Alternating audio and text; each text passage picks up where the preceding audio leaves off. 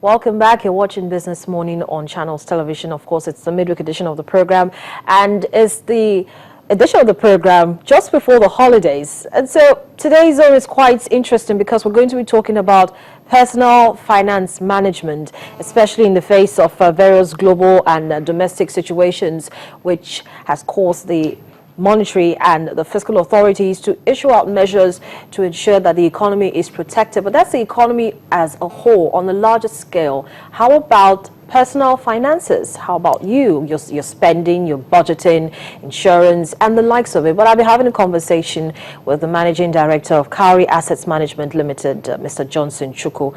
Mr. Chukwu, good morning, and thank you so much for coming in. Good morning and Merry Christmas. Oh, thank you so much. Well, so in spite of the fact that everybody seems to want to have a Merry Christmas, we know that recent challenges on the domestic and the global scene has, made a lot of people to further tighten their belts from where it is at the moment. And the federal government has also, given that call, given that warning that right now everybody just needs to tighten the belt.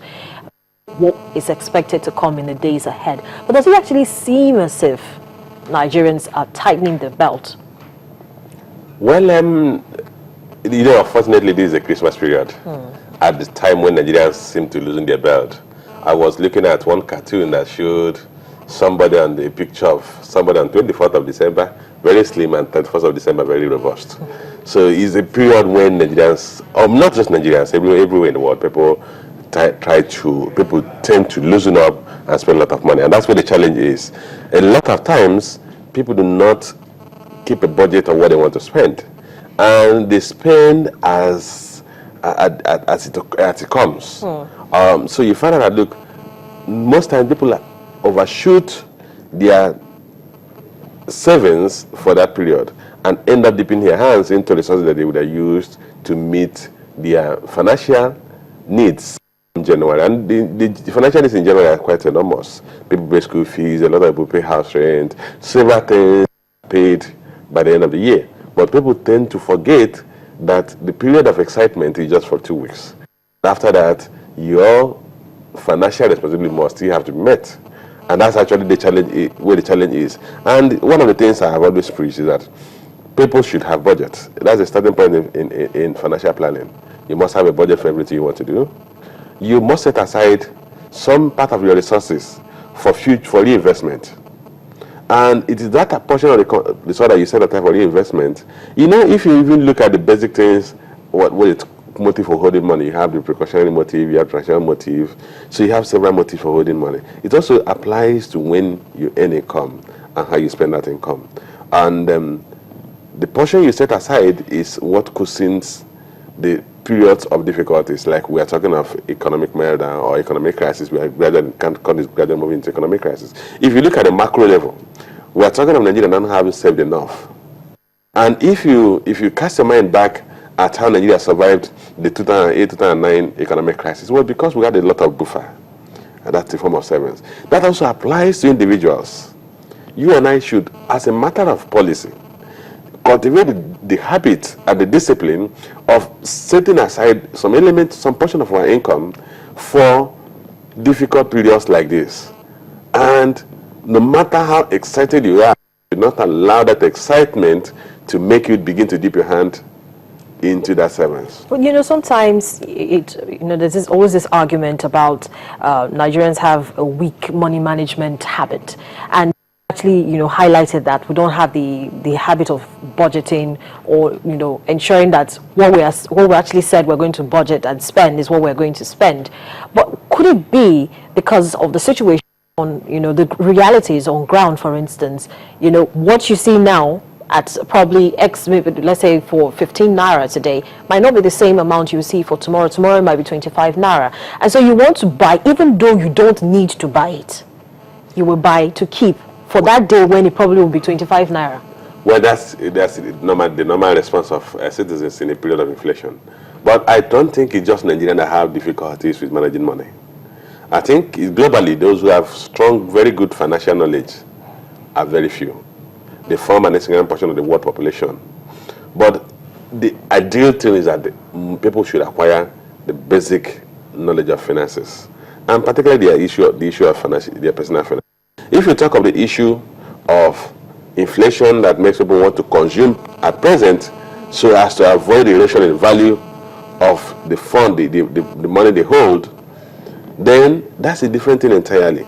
But the key thing is that if you have a good financial knowledge, if you have good knowledge of basic personal finance, one of the things you do is that part of your own asset, because you have to construct your own balance sheet as an individual, but some elements of that balance sheet should be assets that are inflationary insulated, are insulated to some extent against inflation. And those are assets that appreciate as the currency devalues, or move in tandem with change in currency value. Some of which are things like real estate. But not everybody can, you know. Yeah, not everybody can do real estate. But the key thing is that the first thing is the knowledge. If you have the knowledge, you can actually do real estate at a very minute level. And I give you instances. Take, for instance, somebody who has a good knowledge of finance and is living in Lagos. And today, you know, let's assume your income in a year is 120,000 naira.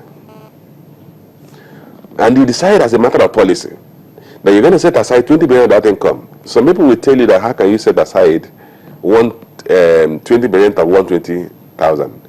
But the funny thing about life is that your lifestyle, most times, people ratchet up their cost of living to immediately catch up with their any increase in their income. But the disciplined person will keep your costs of living fixed while your income is growing. And it's very simple thing. I tell you one of the things I always tell my family members that, look, the concept of building wealth is the same concept of queuing. And the concept of queuing is that as long as the rate of arrival is higher than the rate of exit, a queue will build up. Do you get what I'm saying? So if you narrow the pipe, the exit pipe, and keep expanding the arrival pipe, the inlet pipe, you're going to build wealth. But this is what happens to a lot of people. As their income is increasing, they are also expanding the expense pipe. And therefore, they are spending as fast as their income is increasing. I give you an instance. When I started working, I started as a banker. And I can tell you, my annual income as at then was 15 per annum. But I started saving at that point, and that discipline is what led me through even when I became a senior staff. But even at that, you must definitely have had to contend with the interest rates that, you know, eventually kind of trickle down to the market, and then liquidity risk as well. So you're looking at just the inflation, inflation aspect of it. And what about the interest rate aspect as well as the liquidity that somehow or the other just creeps in? You see, the issue of interest rate is what motivates you to save. But it should not be a complete disincentive to save. If interest rate is high, it will encourage more savings. But you will not say you will not save because the interest is low. And this is what happens if you cultivate a habit of saving. So the next question you have to is that where do you invest that saving? Is it going to be in deposit account in a bank, or in a savings account in a bank, or are you going to invest in other assets? And where I was going to is this, that if you live in Lagos, for instance, you want to invest and you understand personal financial management, one of the things you will recognize that, look, a corridor is being expanded, the Lagos-Badagry corridor is being expanded. With the expansion of that road and the rail line that is going to be being built into that place, property values will increase. Probably if you go to or beyond Ajang, the rest, maybe you can still get a plot of land for 20,000, maybe 30, maybe 50. But a wise investor will recognize where development is going into. There are people that live in Lekki Corridor today, and they got those plots of land at peanuts as at then, because people did not see the opportunity, the wisdom that corridor is going to be expanded. When I started working, I was in a bank, and the cook, who was in our guest house in Abuja, bought a lot of properties in Abuja, because he saw the wisdom of buying at the point when people did not recognize that Abuja is going to be the heart of the society. So the question is this: first thing, you must save. Two, you must decide where to invest your savings. One of the basic requirements is that you must not invest all your savings in one asset class. So that changes in economic environment like inflation rates, or devaluation or whatever does not completely erode your entire assets. So you need to understand, first principle must have the discipline to save. That discipline to save must be born out of a budgeting policy. You must budget, and in your budget you must have the discipline to make sure you don't exceed your expense budget, because that's where the problem is. When I see people that buy things spontaneously, I laugh, because these people will never build wealth. And these people, when they see anything that looks fanciful, you can't get me as a person to buy anything that is not budgeted, because what I feel is that you just want to ram in something on me, and if I have to buy anything, I will do window shopping. I will check for the very best price. It's 3 months to make a decision on buy, and that time I would have saved to buy it. It also follows when it comes to even issue of giving out. You must also have the discipline to differentiate between the demands of the side that are critical, that must be met, and the demands that are frivolous. Because what happens is that when you get home, if you do travel home, you will see a lot of people making demands on you. Some of the demands are frivolous. Sometimes people come to you and make demands to spend your money in a way you won't spend your money. Okay, now in terms of spending money, and I know you talked about investing in assets that have long-term stability, like real estate, for instance. How about investing in the equities market, for instance, or even in the bond markets? It's still part of, personally managing your finance. Yes, you know what we have to look at is once you have done the first principle, which is principle of budgeting, second principle 7, because from when you budget, you must have set aside some element of your income for future investment.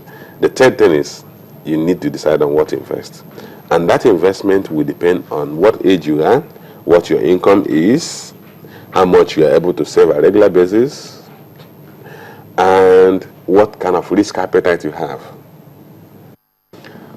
This investment outlets could include savings account in a bank, fixed deposit in the bank, equity instruments, real estate, precious metals like gold and all the rest. You need to, depending on your station in life, your income level, you will decide whether your savings at that point should be restricted to just savings account.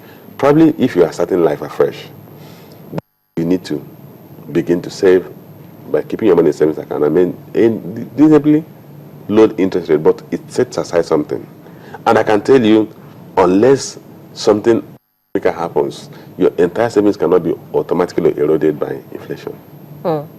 You understand what I'm saying? Yeah, you could have a reduction in value, but it's still better than not having anything. So if you start saving, then you now look for advisors to advise you on what to invest in, one of which could be equities. The equity instrument is highly divisible. You can buy stocks for 100 naira, and if you have the discipline of saying, look, every month, at the end of every month, I'm going to put just 1,000 naira in a stock. At the end of 12 months, you would have invested 12,000 naira on that stock.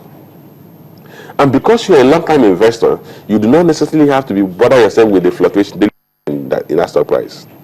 As long as you're investing in a future growth stock, over time, the value of that stock would have appreciated. If you have done 12,000 investment every year for 20 years, you will have, for 10 years, you have 120,000. For 20 years, you have 240,000. If you have had, over time, a 30% appreciation on that, you now be talking of, instead of 240,000 investment after 20 years, your instrument, your holding asset would have grown to over 300,000. And remember, if your station in life is that you are a low income person, a 300,000 asset is very material. That's in equity. Okay, that's in equity, but let's take a quick break. When we come back, we'll continue looking at all those other aspects that we can use personal financial know-how to stabilize ourselves, particularly in insurance, which not a lot of people actually do at the moment. You're watching this morning on Channels Television. It's Edition of the program. On the program today, we're looking at personal finance management in the face of various global and domestic economic challenges which we've seen in recent times. I've been having a conversation with the Managing Director of Cowry Assets Management Ltd, Mr. Johnson Chukwu. He'll be here with me in the studio when I return in a moment.